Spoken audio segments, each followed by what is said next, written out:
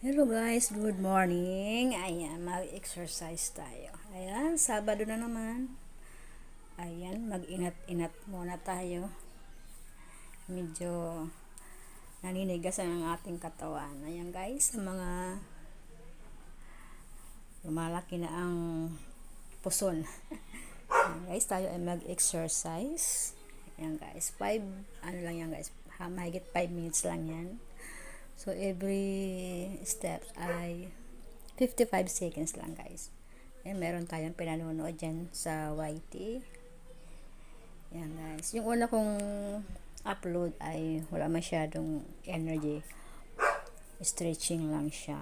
So, ito guys, medyo may energy niya. May konting talon-talon. Medyo nakakahinga at medyo pinawisan din tayo dyan. Yan guys, yan ang umpisa ng ating exercise. Ayan. Bali, 55 minutes, 55 seconds lang yan guys. Ayan, kaya parang medyo matagal-tagal, hinihingal-hingal na. Ayan, ang ating pangalawang steps.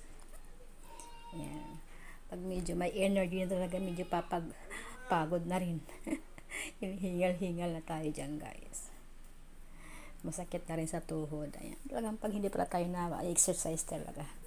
Puro gawaing bahay lang.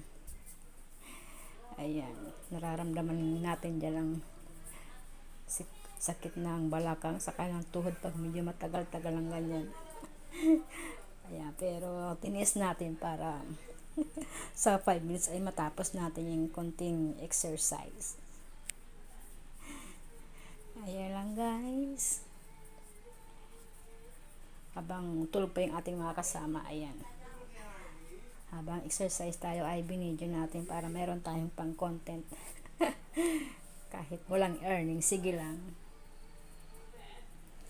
Ayan ang ating third step. Ayan. Yan, medyo hingal din talaga yan. Medyo umano ng aking tuhod dyan. Kaya kailangan talaga mag-araw-araw para sa pag nabigla ka, yun talaga mananakit ang katawan. Kaya kailangan araw-arawin natin para medyo masanay ang ating katawan. Kasi wala tayong Zumba group. Kaya kahit nasa bahay lang tayo, pwede na tayo makisali dyan sa YouTube.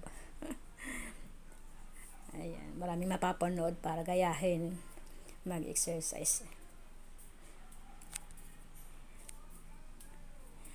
Yan lang guys. Suntok-suntok sa hangin lang yan guys.